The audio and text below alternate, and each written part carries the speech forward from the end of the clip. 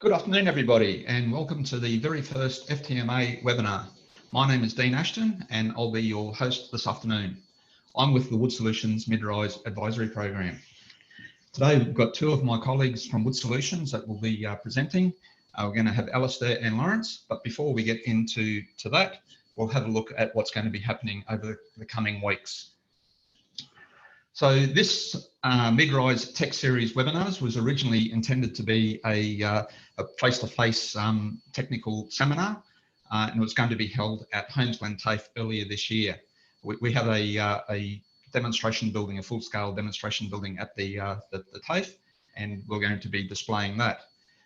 But due to various circumstances, that wasn't able to proceed, so we've now broken it down to 3 weeks that we're going to be doing it as a webinar.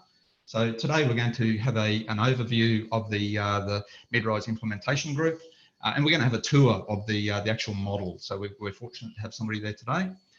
Next week we're going to have a bit of an overview of the systems that can be used, as well as hearing from a nail plate manufacturer. And then on week 3 we're going to be hearing from some fabricators and a builder that have experience in this area. But it doesn't just stop there. Kirsten and Nikita have done a fantastic job of putting these webinars together, and right throughout August and September they have a whole series of webinars. So go onto the FTMA website and you can see details and registration details there as well.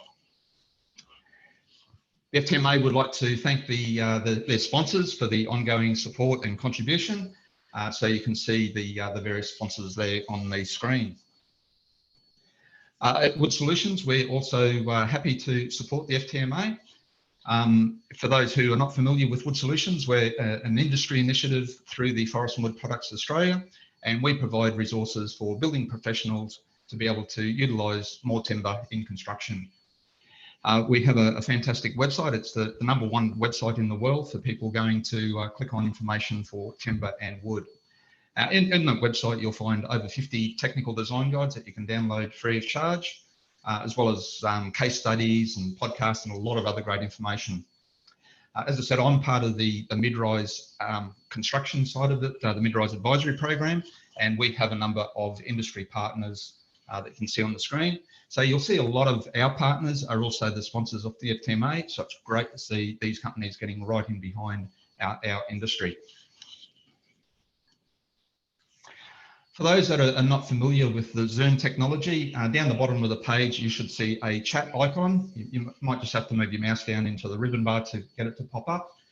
You can use this to chat amongst yourselves during today's webinar. Just make sure that you go in and change to all panelists and attendees into the settings. If you just leave it on all panelists, you'll only be sending information to Laurence, to Alastair and myself.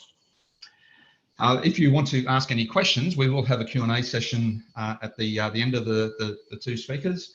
So just go in there and type in your questions, and as I said, at the end of the presenters, we'll come back and have time to answer your questions there. So moving on to today's webinar, we're going to hear from Alastair and then Laurence. I'm sure Alastair doesn't need any introduction to most of us. But Alastair is a structural engineer who spent 10 years with the Timber Promotion Council as the General Manager and Executive Director. He's also worked as a consulting structural engineer in Melbourne and with the Monash Timber Engineering Centre, where he undertook R&D and teaching while undergoing his PhD in timber engineering. Along with his many roles, Alastair is the National Residential Construction Manager at WoodSolutions and also looks after the tertiary education program. Following Alastair, we're going to hear from Laurence. Laurence is part of the Mid-Rise Advisory Program and is our cost and program estimator. Laurence has a master's degree in construction management with a major in cost management. He has experience in Tier 1 construction, as well as over 10 years experience in the property sector. Laurence has been with the Mid-Rise Advisory Program since 2017. And has worked to quantify the opportunities and benefits of timber construction through a number of ongoing projects. So I'll now hand over to Alastair.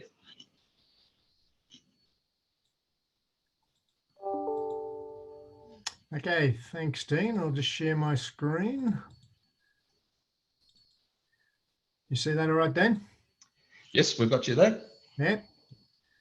Okay, Welcome to everyone today joining us online in these crazy COVID-19 times. It really would have been much nicer to be doing these activities out at Holmes Glen, as Dean mentioned, but alas, with these current social distancing restrictions, particularly here in Victoria, it means we're here today via Zoom. Look, I think it's fair to say that there's a lot of things aren't going to be the same after this COVID-19, how we meet being one. But look, there's also no doubt that building practices and building market focuses are also going to change.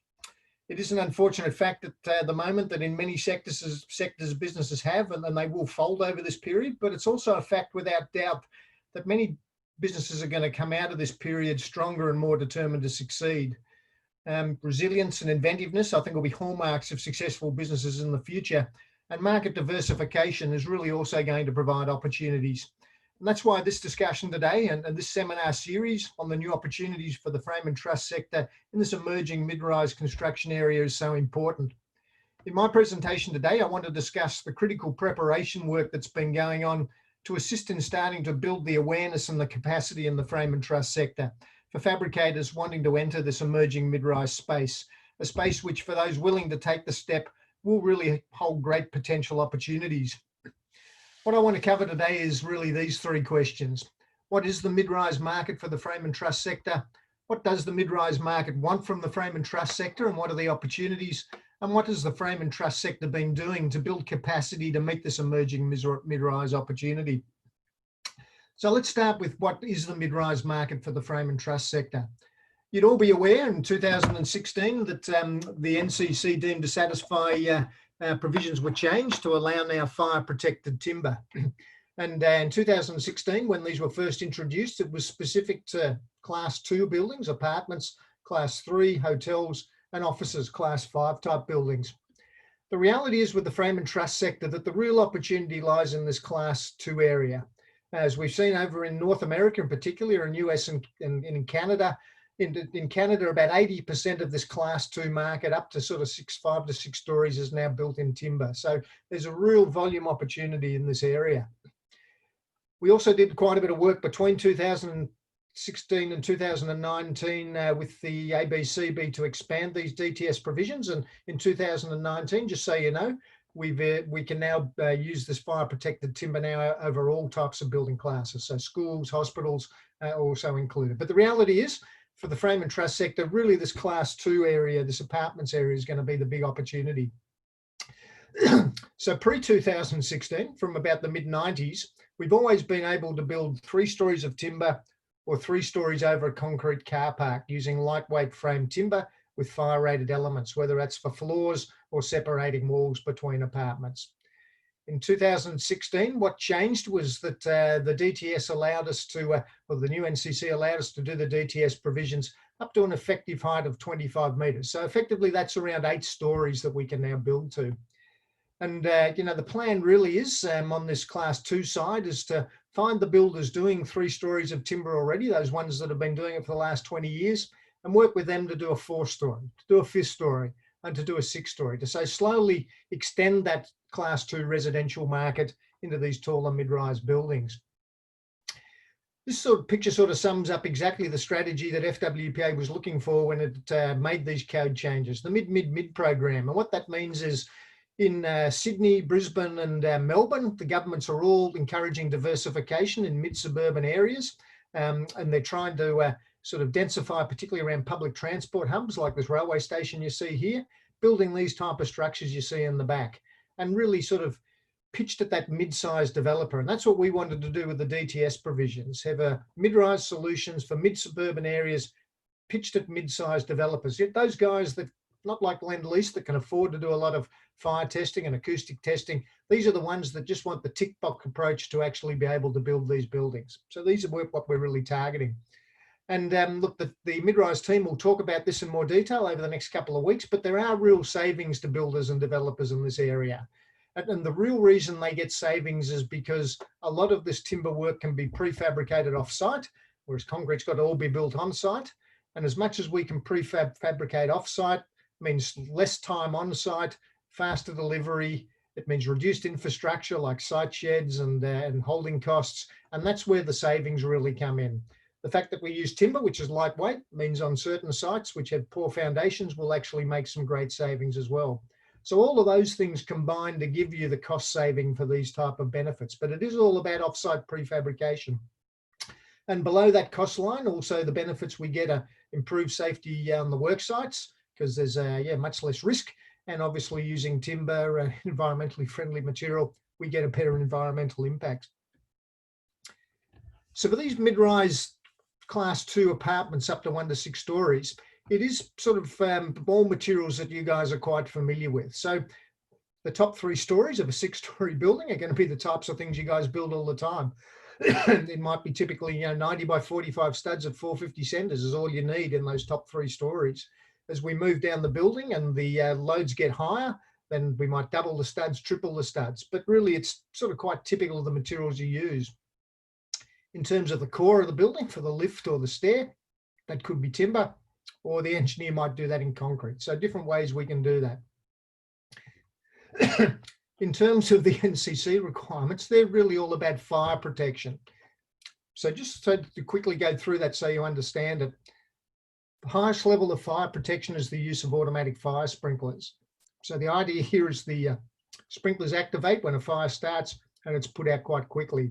So you think of a typical fire that might occur in an apartment, maybe a heater next to some curtains or a cigarette butt gets dropped down the back of a couch.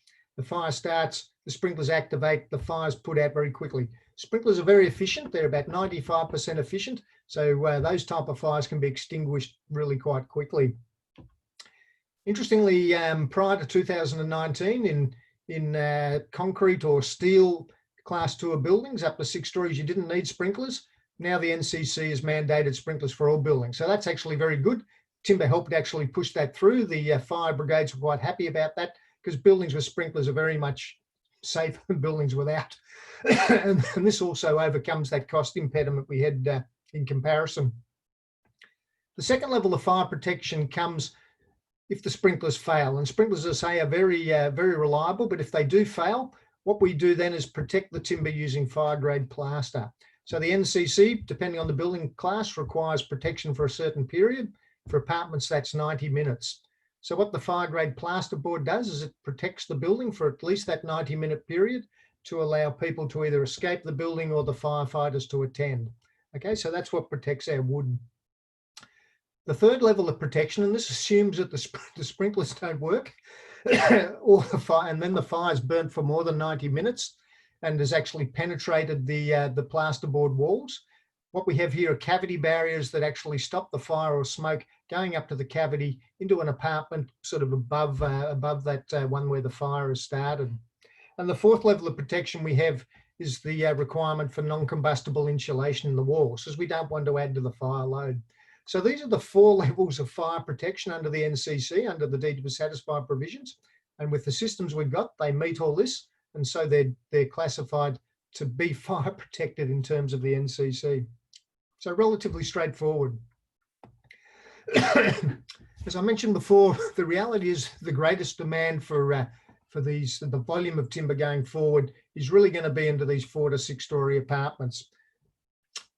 And the thing is, in this 4 to 6 stories, as we've said before, we can really most cost effectively do this using timber frame construction. You could do it using mass timber like CLT or LVL, but the reality is, because of the loadings on the building, lightweight timber frame construction is the best way to do it. And really that means a major opportunity for the frame and truss sector, because that's the way these buildings are going to be delivered in Australia. Okay, so let's just have a quick look at what the market wants from the frame and truss sector. And so what are the opportunities? Most of the frame and truss manufacturers at the moment have the bulk of their business in the residential market, the class 1 market. And that's a pretty cutthroat business. There's a lot of competition. You guys are all very proficient in it. You know, everyone does roof trusses on the East Coast in particular these days, lots of prefab wall framing, but a builder can still build a house out of a pack of timber if he wants to. So it's a very much more a commodity-based sort of system in that class 1 market, compared to the mid-rise market, which is very much a systems-based solution approach. That's what they're after. But they want people to provide these buildings off-site so that they can actually assemble them very quickly on-site. So the different systems that in particular they're after are floor cassettes, and we're seeing a lot of these come out into the market now. prior to MyTech and Multinail all have this in their design software. Any frame and truss manufacturer could really be producing cassettes if they wanted to. The typical size is what you fit on the back of a truck, so roughly 12 metres long, 3 metres wide. From a mid-rise point of view, its major benefits are its speed in installation, where you're doing big floor areas or over multiple buildings that can be done really quickly, and also safety on site. So as buildings go higher, as you see in the photo here, the cassettes can actually be installed with the workers below, so the risk of falling from heights is very much reduced. So any of the big volume guys or the guys moving into this area that have looking at in mid-rise have really loved cassette floor systems for their speed and safety. We may see some different types of floor cassettes come into the mid-rise market compared to what we've had in the residential market. Sometimes we do need to span longer distances or take different loadings. So we may see cassettes with sort of thicker floor slabs. So maybe LVL from 23 to 68 millimeters thick for flooring, which gives us both an acoustic performance and an improved structural performance. They could be either the open box or closed box, as you see there, depending on what we need structurally. So we may see some different cassette configurations over the next couple of years, but easily, again, fabricated off-site. In terms of walls, lots of demand for open frames, certainly interest in partially enclosed frames, whether that's already sheathed to give it some sort of brace capacity, or if it's an external wall with windows or external facade cladding on it, or it could be a fully enclosed panel where we may have a facade on one side and then lined on the other side and the windows already installed. With roofs, definitely open trusses will be the standard way we would do it, but in some cases it might also be roof cassettes if that makes it economic to transport and install those to save some time. And certainly in the lift and stair shafts, we're already seeing some great concepts happening with prefabricated lightweight timber lift shafts and stair shafts, and certainly those lift or stair shafts could be done out of LVL or CLT, which could be done in collaboration with a mass panel supplier, or they could be done out of concrete if that's the way the engineer chooses to do it. So really lots of opportunities in the from the frame and truss sector in terms of these mid-rise buildings.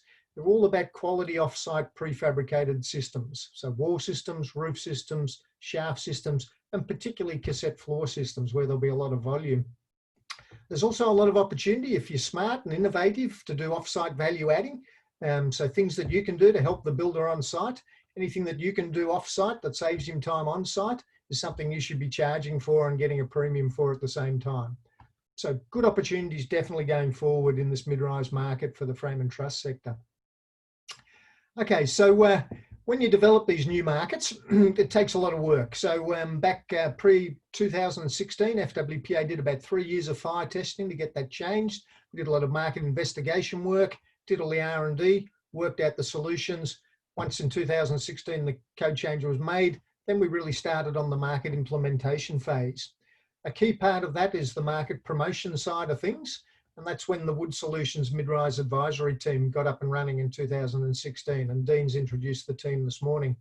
But the role of the WoodSolutions Mid-Rise Advisory Team is all about generating demand.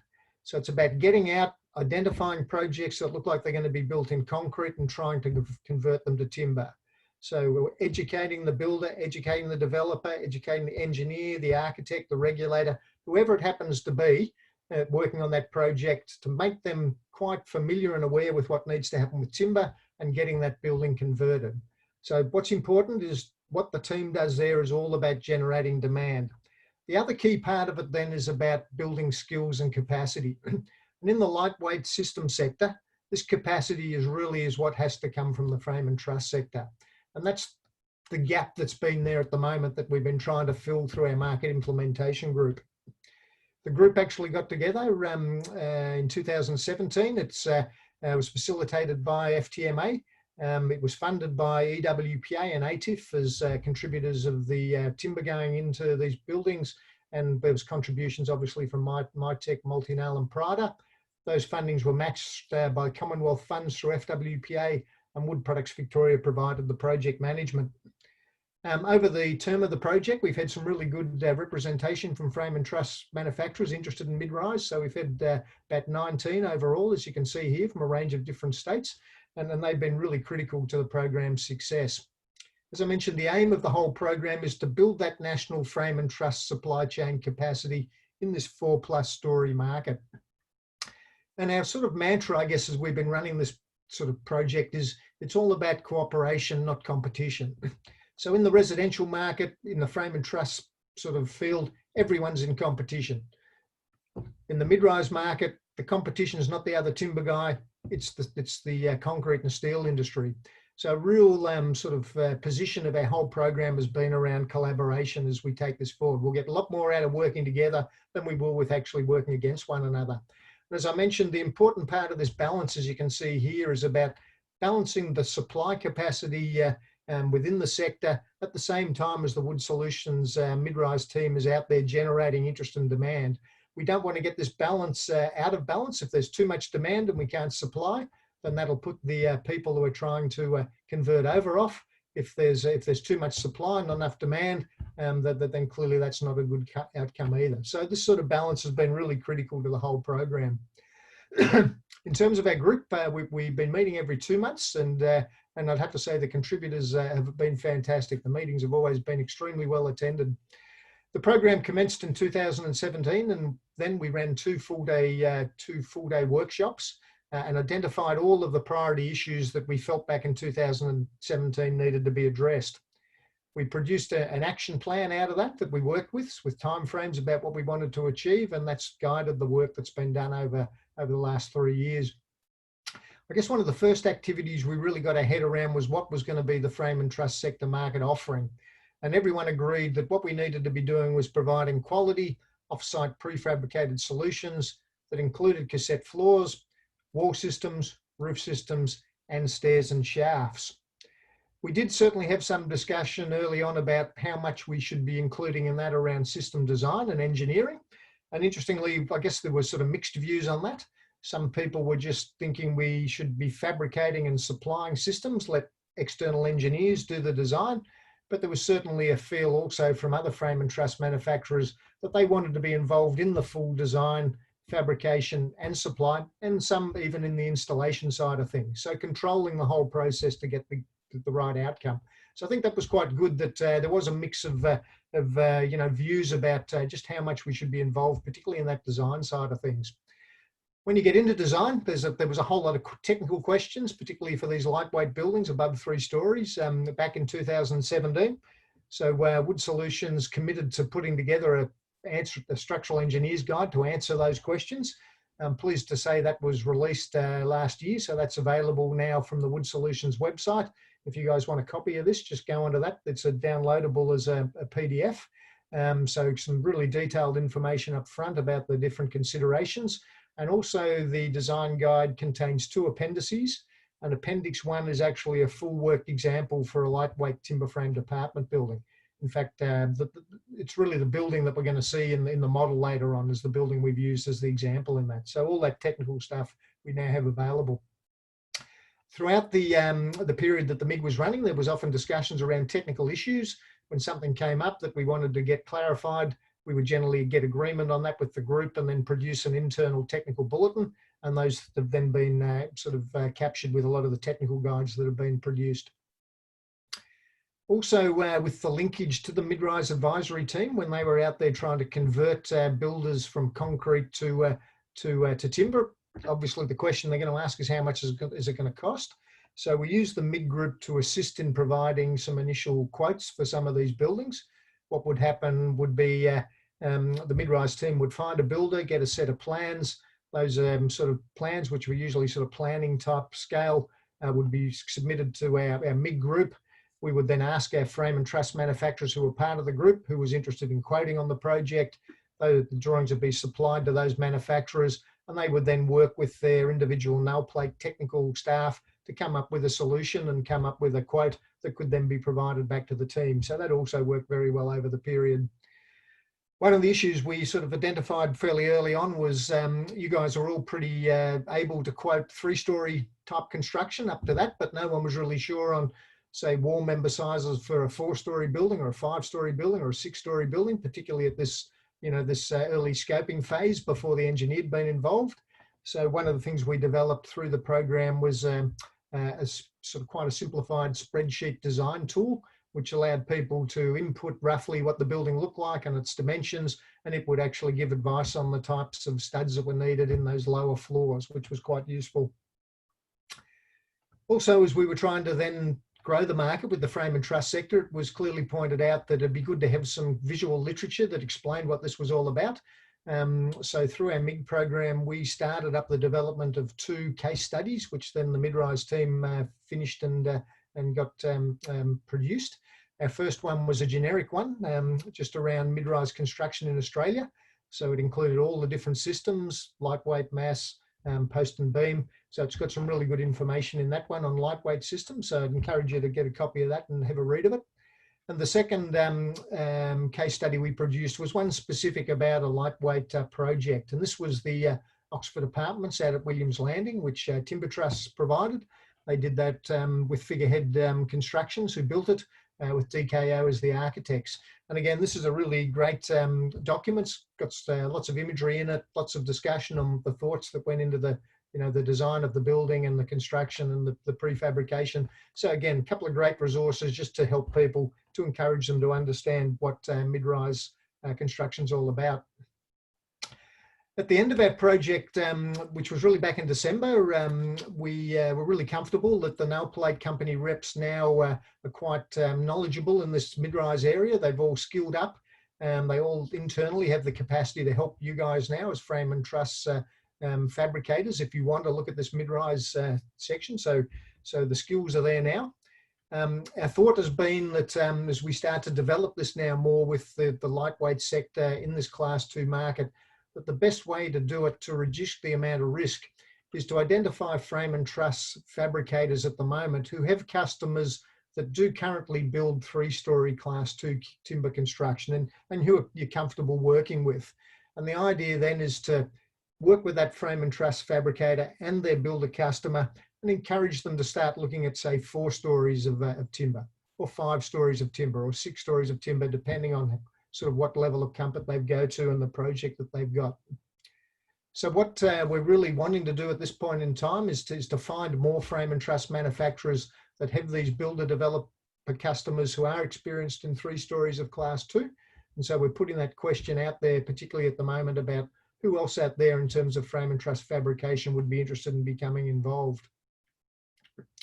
The next steps after that is then to engage with you guys and help out.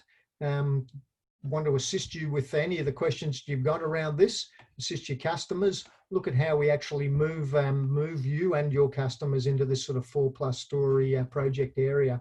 And the best way to do that is for you to contact your nail plate technical rep, whether you're a MyTech person, multi-nail operator. So contact whoever that might be. So Tim Rossiter, Matt Smith, or Adam Dawson, depending on that. And probably then one of your technical rep, along with someone from the WoodSolutions Mid-Rise Advisory team, can then come out and step this through the process with you about exactly what needs to be done or any questions that you might have. So as I say, I definitely encourage you to take on that contact. So from my last slide here, I just reinforce those people to speak with. Either speak with Dean Ashton from the Mid-Rise Advisory team if you want a link in there, or your tech rep, whether it's Tim Rossler from MyTech, Adam from Prada, or Matthew Smith from Multinail. So thanks for that, Dean. That's my presentation there, so I'll hand back. Great, thank you, Alastair, for a fantastic presentation.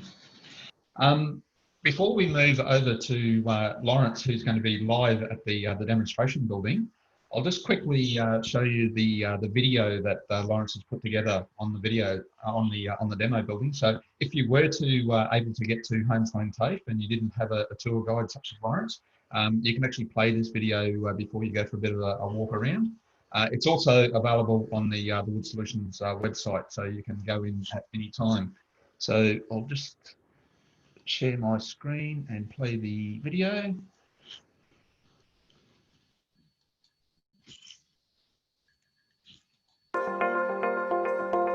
Welcome to the WoodSolutions Mid-Rise full-scale demonstration structure down here at Homesclader's Tudor TAFE.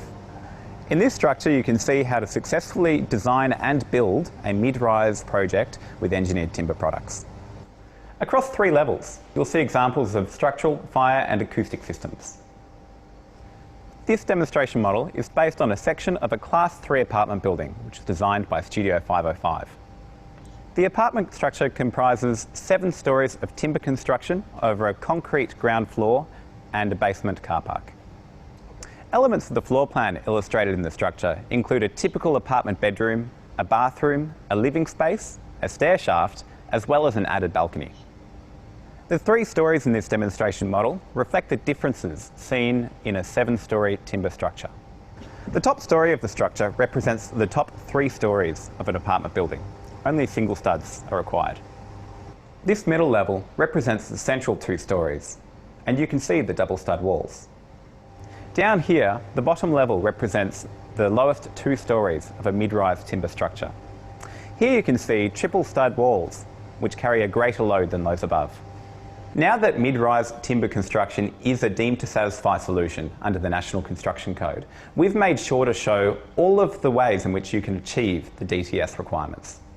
To meet these, a project must be sprinklered, all structural timber must be encapsulated within the adequate fire-protected linings to meet the necessary FRL. Any insulation used within these fire-protected systems must be non-combustible, and cavity barriers must be utilised to prevent the spread of smoke or fire. A range of timber construction systems are illustrated. Lightweight timber framed construction, including wall framing, floor cassettes, and floor and roof trusses.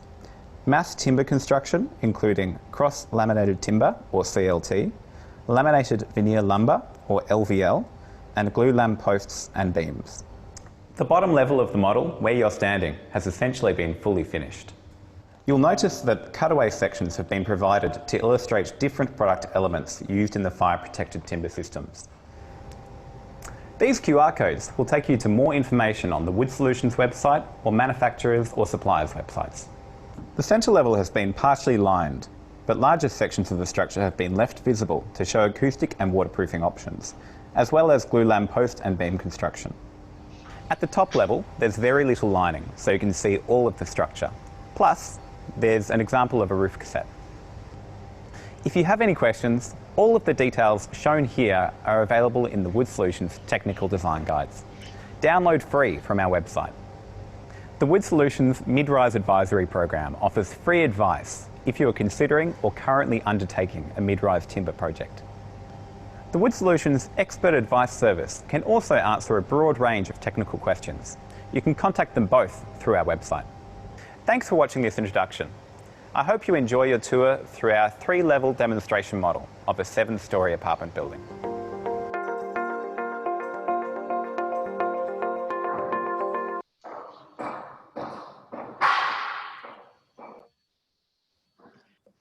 Okay, Alrighty. so now we'll hand over directly to Laurence at the model.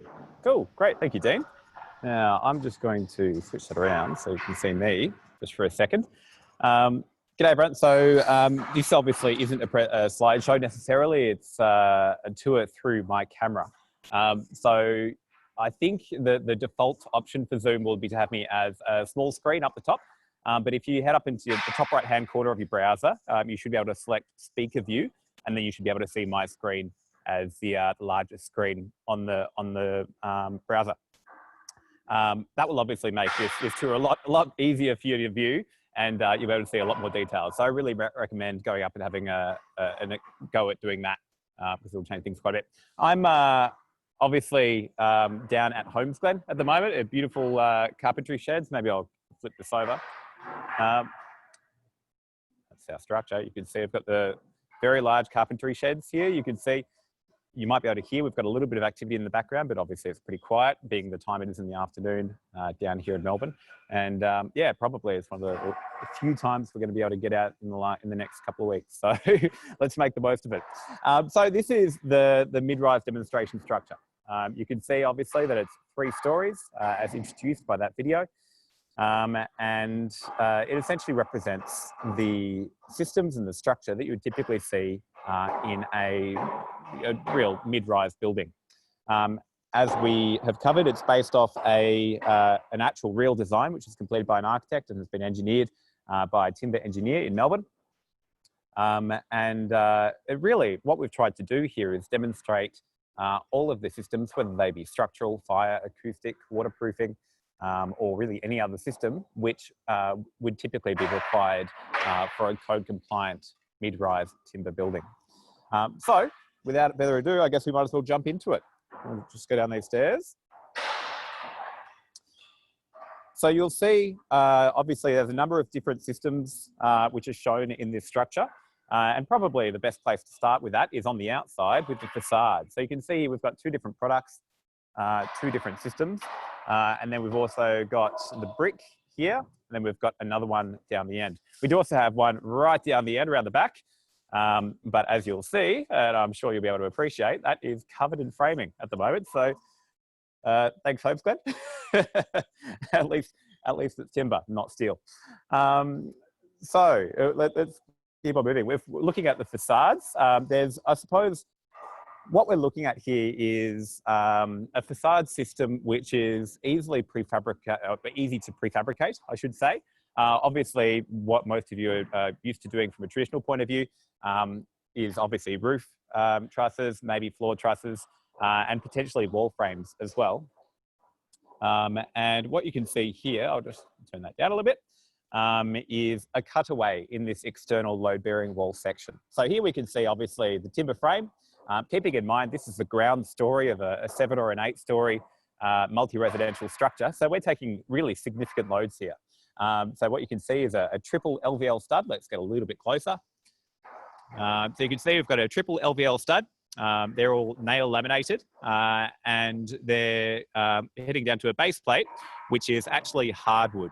Now, this could also be LVL, but the reason why we've used hardwood here is simply to illustrate that it can't necessarily be just an MGP10 base plate if you're looking at the base plate at the bottom story of a 7 or 8-story building.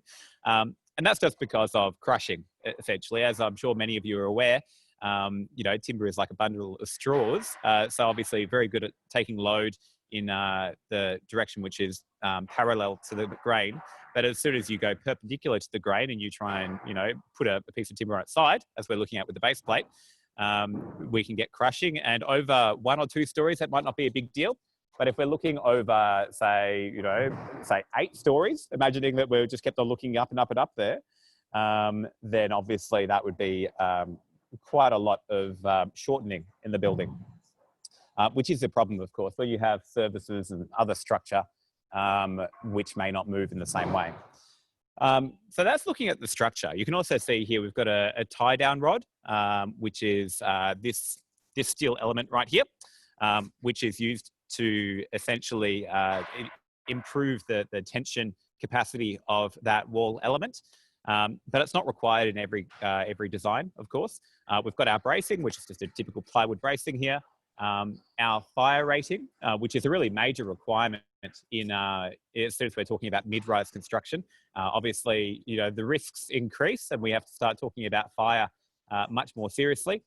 Here we require an FRL, which is essentially the fire resistance level of 90-90-90, meaning that it has to essentially withstand 90 minutes of fire assault, which the simple solution, and this is in any sort of CSR Red Book or NAF equivalent, is 2 layers of 13mm fire rated plasterboard, as you can see here. But if you do ever need to sort of, I suppose, specify that sort of thing, I really recommend you look up what is in the book and not necessarily what we've shown here, because of course things do change over time.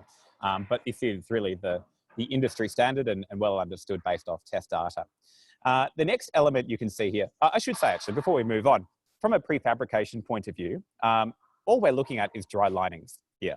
So if you had the capacity in your factory or the willingness to do it, essentially we're just adding sheets and sheets onto a frame, essentially, which, you know, you could still do a partially closed frame. So you just have one side which is sheeted.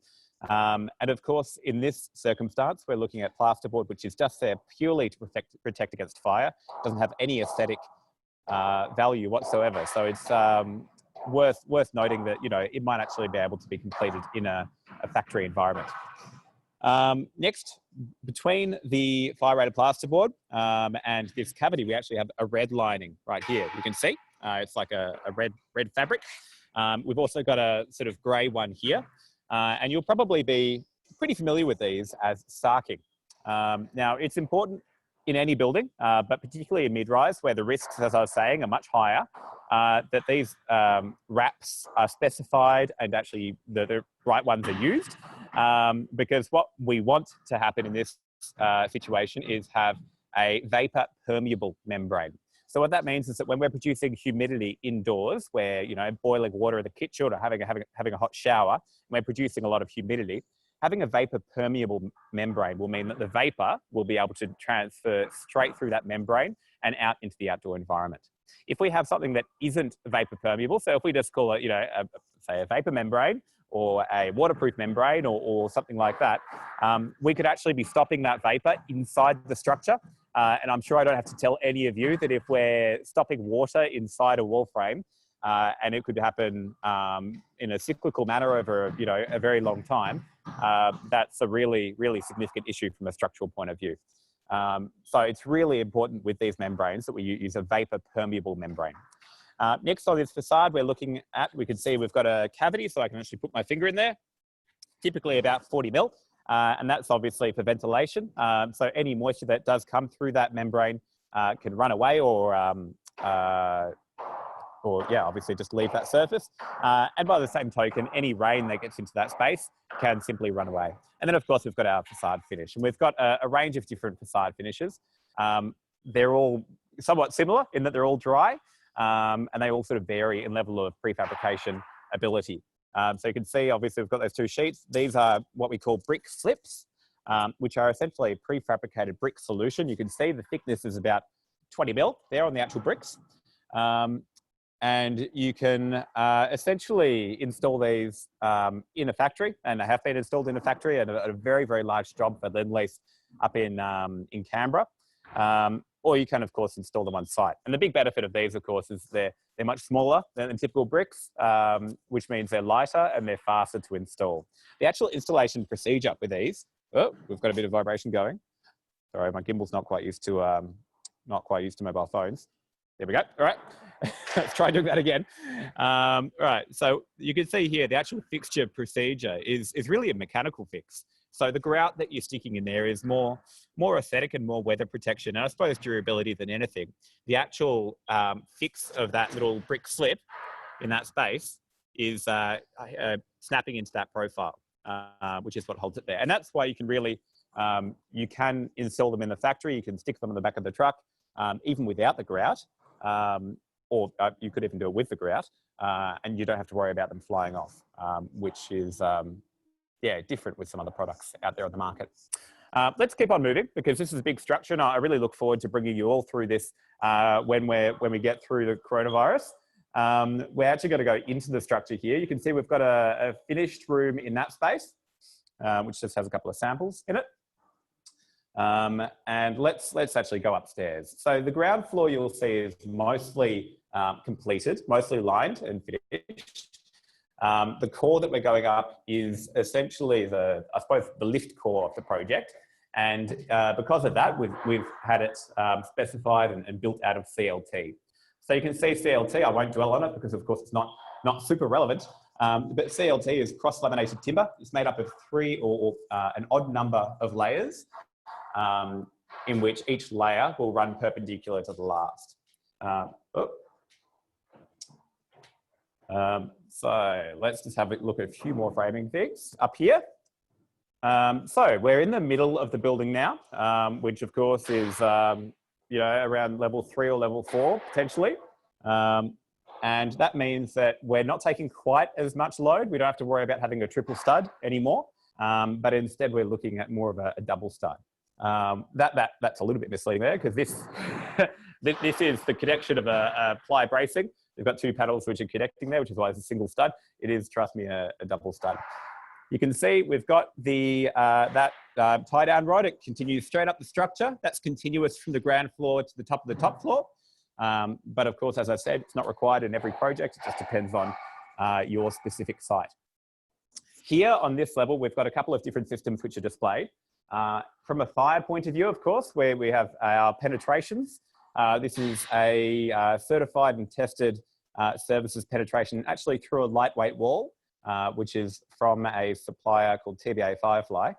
Here you can see, running services through lightweight walls, and these are typical services that we would see in a mid-rise, multi-res project. Really is not that complex. There's a lot of different, obviously, certified solutions to achieve those penetrations, but they are all there. I mean, we did them, so they can't be too hard to do. Otherwise, up here we've got a couple of acoustic solutions. When we're talking about mid-rise projects, especially multi-res, we need to start talking about the acoustic separation of occupancy units. Simply because, as any of you will be able to attest if you ever lived in an apartment, it's not a lovely situation where you can hear your next door neighbours playing TV or playing music really loudly, and that's something which we have to be well aware of when we're designing these buildings. Really, the prime example here is in a couple of floor systems. So here you can see we've got a couple of different layers. This is actually plywood, but it could be particle board as well to achieve the code requirements. And over here, we've got a ProMat layer, which is just like a aerated cement layer, basically. We've got a balcony solution right here, where you can see we've waterproofed with really a proprietary product. Waterproofing is obviously a very important area when we're talking about these buildings. Once again, they're higher risk, so we really need to consider that in our design, but also in our construction process. This is just one solution for doing that waterproofing. We do, of course, have a more typical waterproof solution over here in the bathroom, a very, very small bathroom, and hopefully no one's used it, where we just have a typical cement sand screed, and of course your liquid tanking layer there. So it's quite an interesting solution here and out on the balcony as well. And there's a lot of pros and cons to both of them. We don't unfortunately have time to go through them today, but we will hopefully one day in the future. So let's head up to the top story, because this is really where we've got the framing which you may be most familiar with. So we're just heading up that CLT core now. Here you can see we've actually transitioned to LVL. So up on the top story, but this could be continuous throughout. It's just that you can use both solutions for a core, whether it be a mass LVL or mass CLT. Here you can see this is actually how LVL is produced in these 1200 mil wide billets. So this is actually, it's just come off the factory floor essentially. We've just whacked it on its side. We've actually laminated two pieces together here, and you can see that is a mass LVL element. So similar to the studs you get, but obviously just a lot bigger and a lot thicker. So up here, as we've sort of introduced a couple of different times, we're looking at the top level of the mid-rise demonstration structure. And essentially this represents the top 1, 2, or 3 stories of your mid-rise building. Obviously the structure may vary a little bit depending on depending on the actual design of the wind loads and all that sort of thing. We've got a couple of different wall types. We've got a couple of different bracing systems, and then some roofing systems as well. So here we've got a staggered stud wall, which you may be familiar with. Essentially the idea with this wall, if maybe you can see there, but let's go down to the bottom as well. The idea with this wall is you've got a wider base plate and a more slender stud, I suppose, which means that only every second stud is connected to each wall membrane. And what that means is that it really reduces the amount of the transfer of vibration from one side of wall to the other, creating a more effective acoustic solution than just a typical single stud wall frame. So if I were to say this stud here, you can see obviously there's a gap in the back. If I was to bang that, that's obviously creating some vibration. But that vibration isn't directly transferring to this lining on the other side. It's a good solution for having a single wall panel. So it's obviously one wall panel to install rather than 2 wall panels.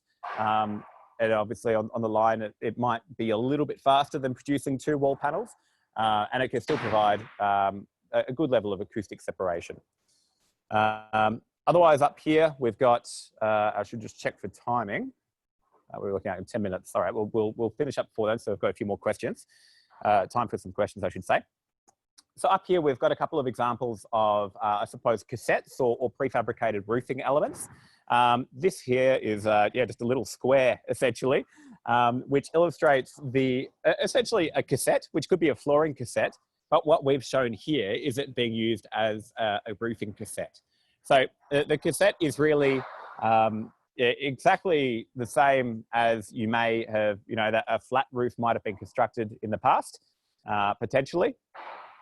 But what we've done is in the factory, we've obviously had our I-joist cut to size, we've had our rim beam cut to size, and then we've put a surface lining over the top, which could be a flooring element, or it could just be something a little bit lighter.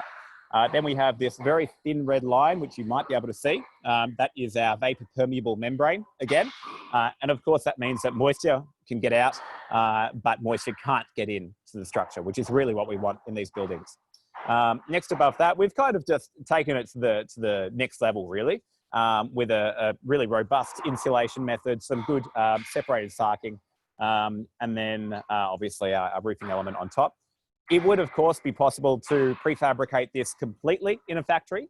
But what we always say is, you don't have to. If you could just add one step or one piece of value to the project, then that can make a huge difference on site. And obviously, as a manufacturer, you may be able to get a bit more scope out of it, and of course, a bit more budget out of it as well. So really, that we could just be looking at, putting together this cassette frame and maybe some sort of top lining.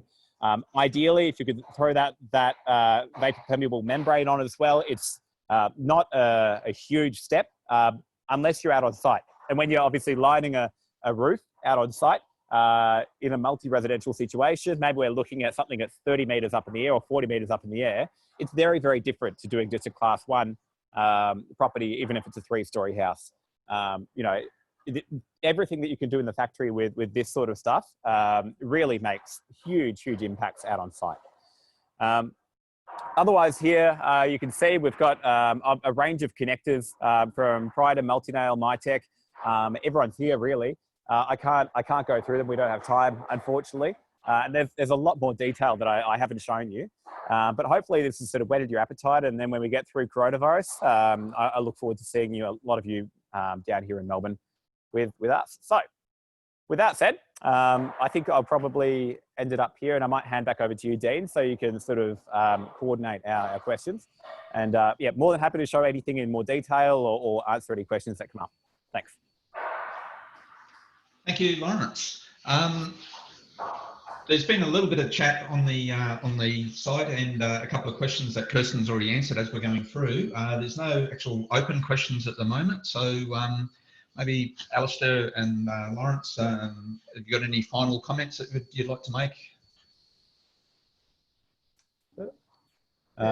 Not for me. Well done, Laurence. That was a great walkthrough. So I think that really sort of was pity we can't be there, but it was as good as being there. But I do encourage any of the attendees that are tuned in at the moment, just put your questions, type them quickly into the question and answer. It just usually takes 1 or 2 to get people going, and they start to roll along. Travis, I'm sure you've got one. Steve? But look, really, we're keen to encourage, particularly with the Frame and Truss Market Implementation Group, we're keen to keep that going. As I mentioned, the next step is really for the, this sort of exercise was to help us here, was to find more frame and truss people that are interested in looking at mid-rise. And once they have an interest, and it's obviously on their mind, then we can come out and sort of provide all the info that's needed, whether that's the nail plate technical manufacturer, technical staff senior, whether it's the mid-rise company at the sector. But probably the one, you want to just mute your mic at the moment, Laurence? Sorry, just a bit of sorry. Background. Yep. But probably, to be honest with you, the one bottleneck in seeing more mid-rise class 2 timber buildings being done in Australia is capacity within the frame and truss sector. It's a little bit different to North America. So North America actually still uses a lot of low-cost labour. So a lot of their stuff isn't systems-based. They'll lay floors at multiple levels on site. But definitely the builders in Australia want these prefabricated timber systems. So yeah, with the mass timber buildings and the glue lams, we've seen those go up, particularly the class 5 ones, because there are lots of suppliers for that. But as I say, we really need more frame and truss people nationally, looking to have a bit of a go in this area. And then granted, they are bigger projects, they are higher risk than class 1, And that's why it's really important about finding builders you've worked with before, you're comfortable with, that you know they're not going to screw you over. It's about doing this in a partnership. Anyone that's done any of this, even Cassette Floors, will tell you that the first time you learn a lot each time you do it, but each time you do it, it becomes more efficient. And certainly, I know the guys at Timber Truss and Drew and West and Brett's and those guys that have done this stuff before would certainly agree with that. But yeah, again, we do have a question that has come up from an anonymous attendee. What is the design life warranty requirements for mid-rise construction? Laurence, do you want to? Yep. So on mute, and I apologise for the hammering in the background. Although I'm sure the attendees are used to this sort of thing. So look, really, it's a really good question. It's really interesting because when we start talking about commercial scale construction, it is quite different. Typically, there's and things are changing right now as well, which is obviously something which will vary this answer depending on which state you're in. And which jurisdiction you fall under. Historically, we've been bound by a defects liability period, which is 12 months. And beyond that, with typical commercial construction, I don't believe there has been a requirement historically beyond saving your face and managing your brand. So I know there's some big builders out there who have been more than willing to go back and fix issues because it's a branding thing for them. But there hasn't been a legal requirement unless there has actually, been a legal case which has gone ahead and they've been able to show that it's, clear negligence or a clear direct issue from the builder, which has caused that. Having said all of that, that is all changing right now. In the last 12 months, as many of you will be aware, there have been some really serious structural and other issues in completed projects around the country. Obviously, the big one in the headlines was the Opal Tower up in Sydney, but there's a number of others beyond that. And from that, we've seen a bit of change in the area. Of course, we've had Mr. Chandler, who's come in as the building commissioner up in New South Wales. And he's brought about quite a change, and we're starting to see more and more accountability for builders and suppliers in the commercial space. So I'm sorry, it's not a really clear answer to the question, but there are. It's a changing space, I suppose. I think moving forward there will be more of an accountability requirement for the builder, but of course it depends on which geographical region you're in, and it's a difficult one to answer. Long story short. Thank you, Laurence. Kirsten's also posted on the chat, which is probably open to the audience. What has the interest been from builders and developers towards this system? So, yeah, from the mid-rise advisory part of it, we're getting a lot of interest. We're talking to architects, engineers, builders, developers. So there is a lot of interest out there. A lot of people are wanting to go for the real signature type buildings that, like Alastair mentioned before, but we see the real volume in those lower multi-residential type structures, like you see around the rail corridors. There's a question there about what's the recommended structural timber, H2 or untreated. And look, that again, sort of depending again on the region you're in. Certainly, if in termite zones, then certainly you'd be using treated timber. Get less of an issue down here in Melbourne. Well, but one of the characteristics typically of mid-rise buildings is often that the ground floor level will be mixed class, so it might actually have shops and things in it, which requires a higher fire rating.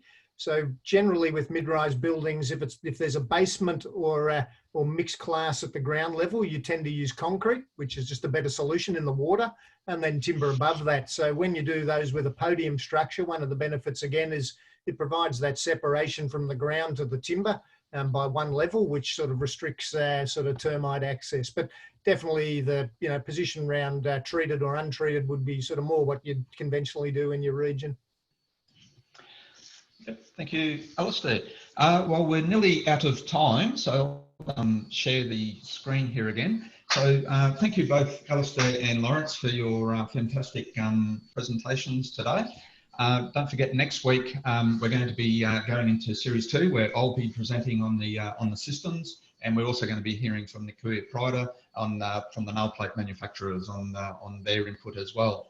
If you do have any questions, as Alastair said, contact your nail plate manufacturers, contact Kirsten, contact myself, and we're happy to have further discussions with you. So that concludes today's webinar. Kirsten, would you like to add any further information today? Yeah, no questions. I just want to thank everybody for joining us, and a huge shout out to the WoodSolutions team, Alastair, Dean and Laurence and Adam, who helped us with some glitches earlier. So thank you very much, and we look forward to everyone joining us next week. And everyone, please stay safe, especially those Victorians. We're always here for you, so stay safe, everyone. Thank you very much. Thank you. Thank you. Bye.